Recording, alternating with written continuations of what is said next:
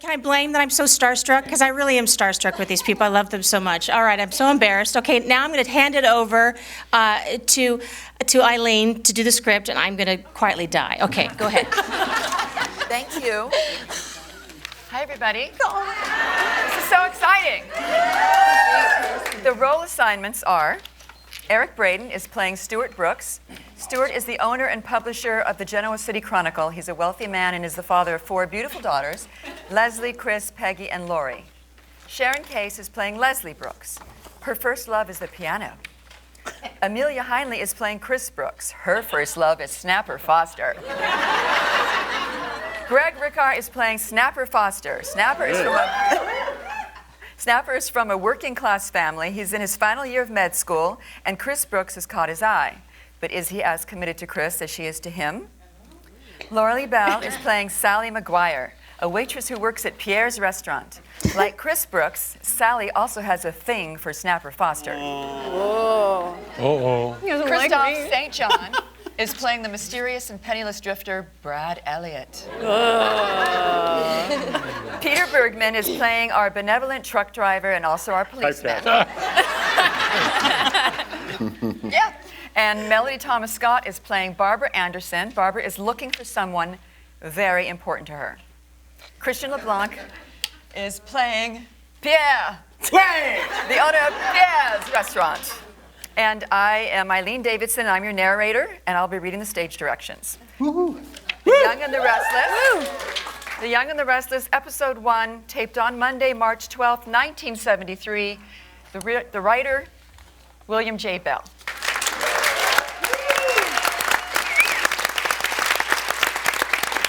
Prologue. Fade in. Interior cab of large semi-trailer truck, late morning. Driver is wearing plaid shirt, open at the neck, leather jacket, a day's growth of beard. Next to him is Brad Elliott, wearing business suit, shirt, tie, all obviously expensive garments. Brad has a small 1.5-inch scalp wound that is scabbed over by now.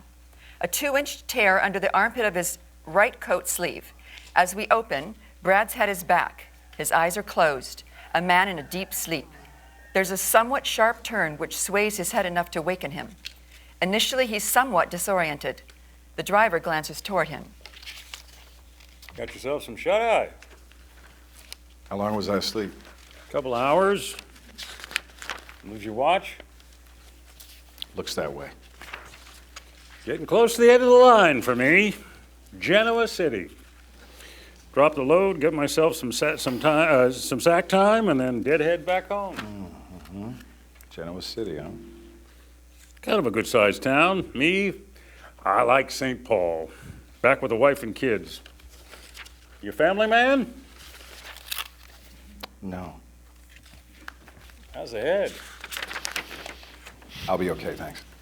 Fellas, say the word, I can drop you off at a hospital. No hospitals. Just let me off in town somewhere, okay? Anywhere. Suppose it's none of my business, Mac, but, well, what happened back there? Happened? Yeah, you out in the middle of nowhere, flagging down a ride, gashing your head. A guy with class, expensive clothes. Figures it's either you got it's got to be a broad who gave you a rough time, or maybe did you get mugged? Does it really matter? See, they got your ring too, huh? Still see the mark on your finger. Must have really cleaned you out. Ring, watch, billfold, clasp. Not to mention my car. Yeah, he was pretty thorough. The state cops, they got a station a couple miles ahead. No. Well, forget about the police. You know, you're a hard guy to figure out. In for extreme close-up, Brad, as he's reminded of brief vignette from past. Build into audio montage. Hard guy to figure out.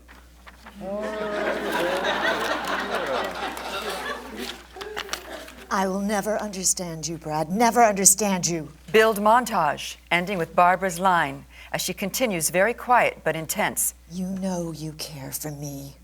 All these months, I'll never believe it was just hunger for a woman, any woman. You do love me. Dear God, what is wrong with love between a man and a woman? Why do you fight it? Especially now. Brad, in the name of decency, don't just stand there looking at me. What are we going to do? Oh, maybe.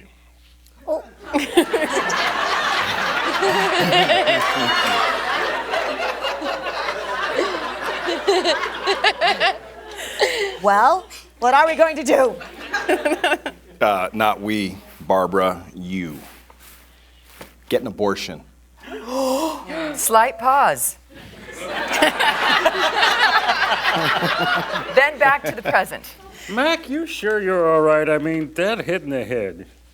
Your mind okay? Yeah, I know what I'm doing, thanks. You didn't say where you're headed. Looks like Genoa City. I mean, from there. That's a good question.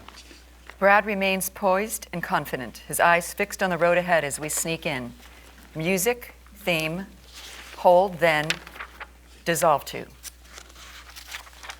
Interior Sally McGuire's apartment, small, very modest. She's wearing short robe, is sitting on floor next to couch, her head resting on her hands as she looks at Snapper, who is lying on couch, reading a medical text. His corduroy suit coat is over nearby chair, on top of which his black knit tie. His shirt is open, several buttons from the collar. Finally, Kind of a drag, isn't it? Stuck in a place like Genoa City.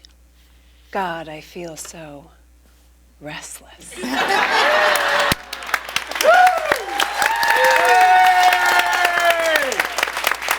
as we dissolve to music up to finish and out, fade to opening titles.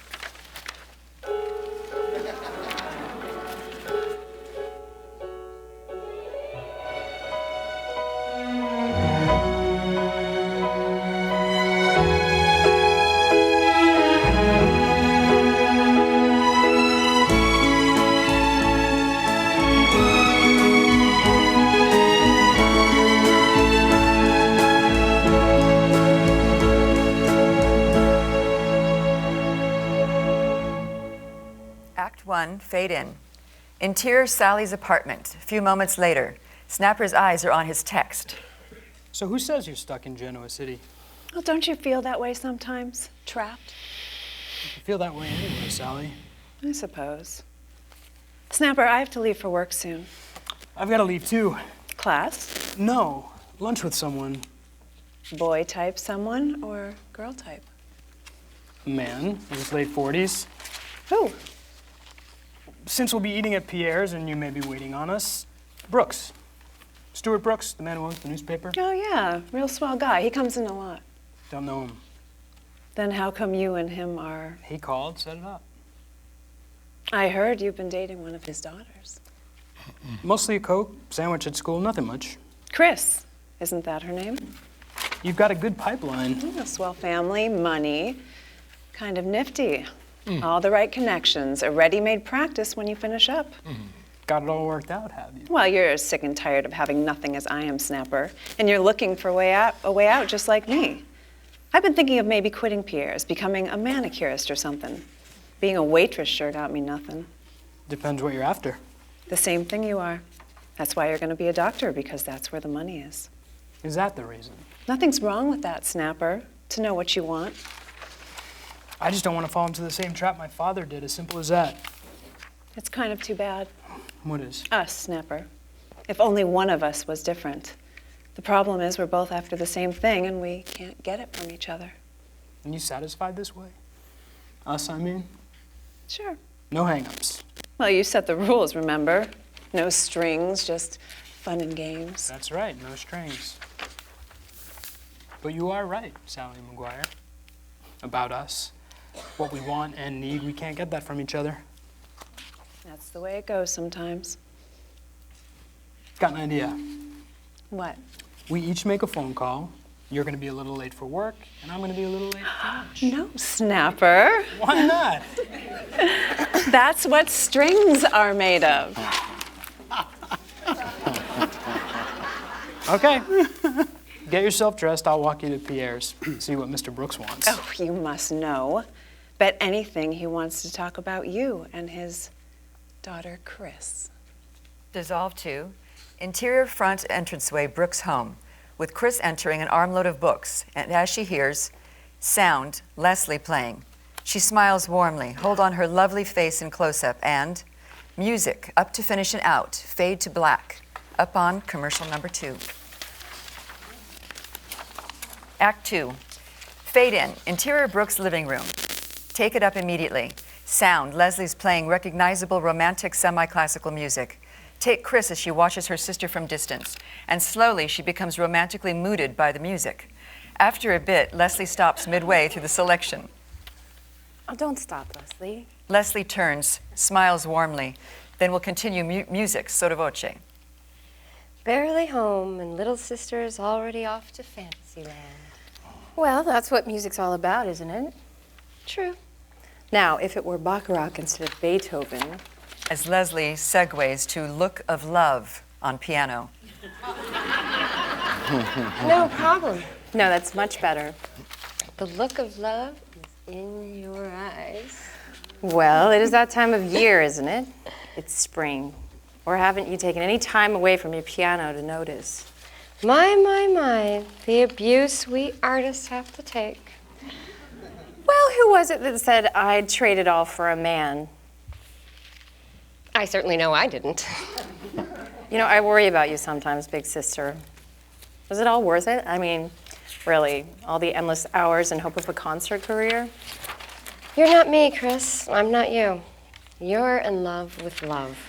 I find fulfillment with the piano, believe it or not. I'm sorry, Leslie. I guess I shouldn't have. Oh, come on now. Since when can't we be honest with each other? I don't know. I think my problem right now is being honest with myself. Well, now, that sounds provocative. I'm sure you can guess. Bill Foster? Oh my gosh, no one's called him Bill in years. Oh, I forgot. Snapper.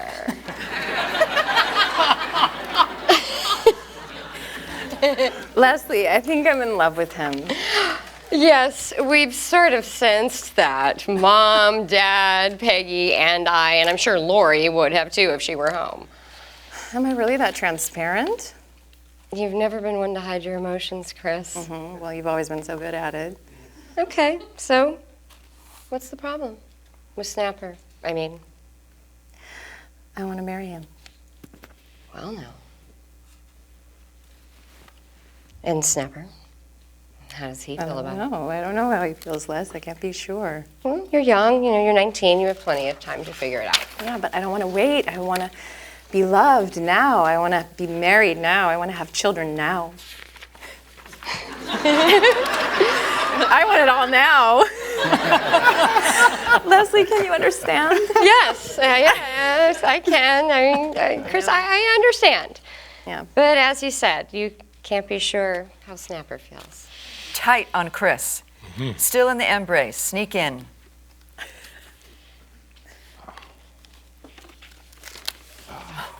Oh, gosh. When life is passing in the night, rushing in the night, a man and a woman in the night, in the lonely night, must take the chance that in the light, in the morning light, Very slow dissolve. there'll be two.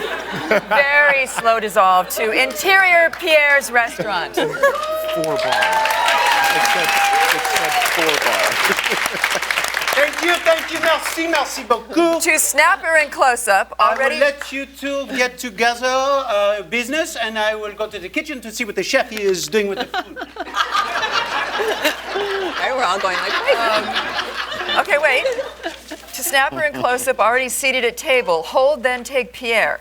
Then angle shot from Pierre's profile as Brad enters. Sally motions him to empty table. Then toward end of song, Stuart Brooks enters, looks for Snapper. Snapper rises and the two men greet quietly. And in pantomime, at which point Pierre is finishing his song to...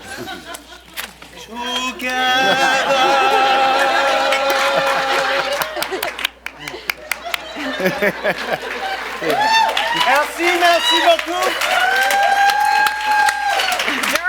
above takes Sally standing beside Brad, having just given him a menu, but she's looking at Snapper and Mr. Brooks from afar. And music, up to finish and out, fade to black, up on commercial number 3, up on commercial number 4. Act 3, fade in. Interior, Pierre's restaurant, few minutes later. Open tight on Pierre. Approaching Stuart Brooks' table. By now, Stuart is midway through a cocktail. Snapper has a beer. Now, Monsieur Brooks, bonjour, bonjour, forgive me, I do not see you sooner.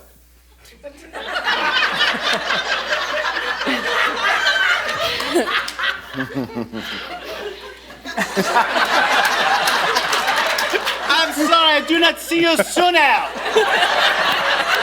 I do not see you sooner. What? Where? Are you behaving yourself, Pierre? Nailed. Huh? I'm sorry to say yes, too much so. I don't forget the big article about my place in the paper, you promise. You promise. I can hear now. I think it's scheduled for next week. I'll check. I'll let you know, okay? All right. You are a very nice man. For you and your friends, the drinks, they're in the house. If you...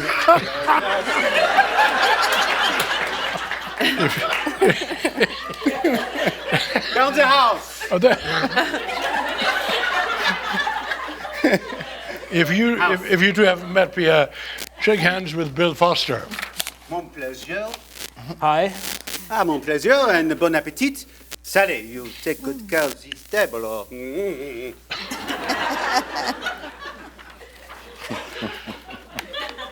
What's that mean where? This one, I got mesmerized. He moves in next finger. Oh, right, come here. That's right. I understand you prefer being called Snapper. I'm told it goes with my disposition. Now, you've had a pretty rough time of it, haven't you, boy? No rougher than a lot of people, Mr. Brooks. Well, I'm aware of the situation with your dad. That's ancient history now. Oh, well, how long has it been? About 5 years or what? A little over 6. Never a word, huh? No. Huh. I guess I never thanked you for keeping it out of the paper. Not without mixed emotions. Meaning? Well, meaning that sometimes publicity can be a key to finding someone, you know? Mr. Brooks, my father walked out on a wife and 3 kids. I think Mom had all of $30. Somehow we've been able to manage, somehow we've been able to survive without him. This is what he wants? Okay. Well, maybe you should ask yourself if he could have been ill. A normal, well-adjusted man doesn't run off and abandon his family. Ill? Sure, but not the way you mean. He was a man who just never got out from under. A wife, 3 kids, forever in debt, finally freaked out. That's what being poor can do to a person. Wherever he is now, if he's still alive, at least some of the pressure's off. You have no desire to find him? He knows where we are. Huh. I'm not sure I entirely agree with your attitude. You might if you'd lived it the way we have. Well, from everything I've heard, you've done a damn good job of keeping a family together. I just did what had to be done, Mr. Brooks. We all did. Mom got a job, so has Sis now that she's graduated high school. I work weekends, and Brother Greg's at Yale Law School on scholarship. Whoa. And you have what, another year of medical school or what? That's right. Quite a remarkable family. Just trying to dig ourselves out of a hole. So, why did you choose medicine? So one day I could live the way you do. Oh, yeah? Menus, gentlemen? They take menus. She leaves. And as Snapper opens his menu, his eyes glance in the direction of Brad, who's in the profile. Finally. Kind of weird. What's that? That guy over there. Laceration side of his head.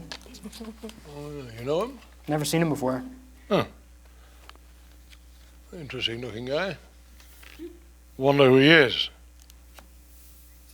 Wonder where he's from. Once a reporter. Yeah, once a reporter. Then as Snapper goes to his menu, Stuart gives one final curious look in the direction of the stranger. As we cut to Brad, who's just finishing a cocktail. And as Sally puts a steak and trimmings before him, hold. And music up to finish and out, fade to black, up on commercial number 5. Act 4, fade in. Interior, Pierre's restaurant, short time later. Stuart and Snapper are just finishing their meal. Sally is pouring coffee.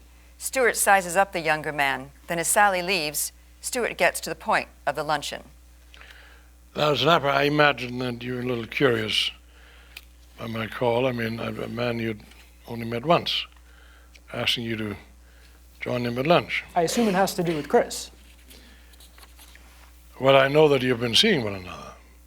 And I asked her why you don't come over. She mentioned your studies and your job. That's right. No other reason? I suppose maybe I have a thing about big houses, rich people. Well, our home is very old, far from rich. You uptight about my seeing your daughter? No. Not about your seeing her. But something. Snapper, I don't know if you're aware of it, but you have made quite an impression on Chris. She's a very sweet, sensitive girl, Mr. Brooks. Mm-hmm. Yep. In her own way, the most sensitive and vulnerable of my four daughters. And a girl who, for as long as I can remember, has dreamed of the day she'd marry, you know, have her own home, own family. It's a lovely dream. Dream of most young women, I understand that. But she's so young still, you know, sophomore in college. I'd like her to at least get her degree before she marries. Ideally, wait 4 or 5 years after college, you know. Perhaps I'm being presumptuous, but because I don't know the extent of your involvement with Chris, I guess that's what I'm asking. Why? Well, I'm afraid that Chris is falling in love with you. And you're asking how involved I am with her. If you don't mind. I suppose I could become involved. But I assure you, marriage is the farthest thing from my mind, Mr. Brooks. Marriage to anyone. Yeah. Sally returns to freshen their coffee. Snapper's eyes glance up at Sally. She meets his gaze. Then follows Sally as she walks over to Brad's table. More coffee? No, thanks. That'll be all. Sally returns coffee pot, fishes in pocket for Brad's check, brings it to him, puts it on table. Your check. Let's come again. Miss, Yes. I don't have any money. I'm afraid I'm going to have to owe this to you. I better get the boss. With Brad in foreground, see Sally approach Pierre in distance, stop, briefly tell him in pointing in Brad's direction. We should sense Stuart becoming aware of the situation. Pierre comes to Brad's table. You order cocktail, big steak, and you have no money? No. You have no credit card? Nothing? No, sorry.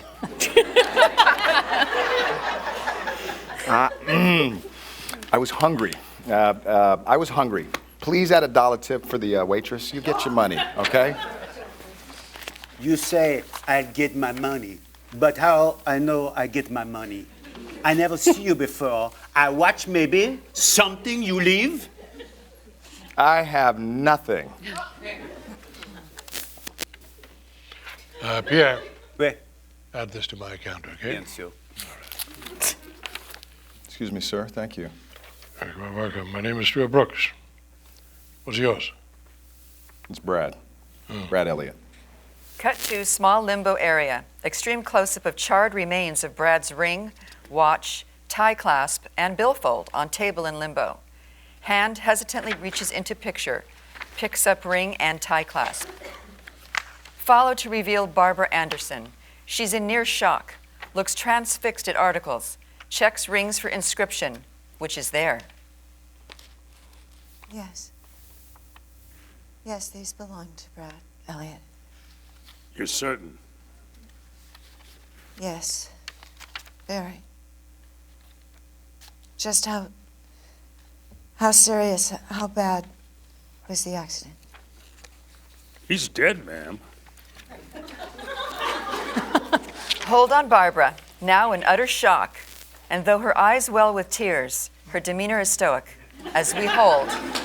And music, up to finish and out, fade to black, up on commercial number 6, music, theme, end of show.